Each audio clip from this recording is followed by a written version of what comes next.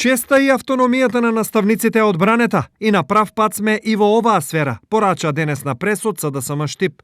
Ако во минатото владите на ВМРО ДПМН предизборно им нудеа на вработените во образовните институции покачување, а по секои избори наместо зголемени плати воведуваа се построги механизми и казни за контрола на овие вработени, владата предводена од СДСМ го поддржа официјалното потпишување на спогодбите за покачување на платите во образованието, со покачувањето од 10% од 1 јануари. Вкупното покачување на платите во основното, средното и високото образование и во науката ќе изнесува кумулативно скоро 21%, имајќи ги во предвид претходните две покачувања за само една година, и тоа во 2018 и во 2019 година.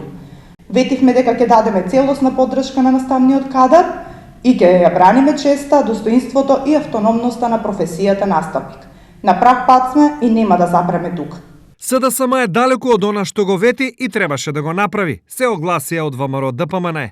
Согласно колективниот договор на професорите во основното и средното образование, износот на платите треба да биде 36.700 денари, односно 10.700 денари повеќе од тоа што во овој момент е предвидено со зголемување од 10%.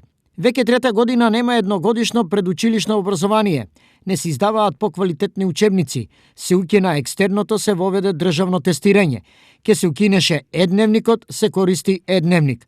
Ветуваа намалување на бројот на задолжителни изборни предмети, како и неделниот број на часови според наставниот план и програма, а тој и остана ист.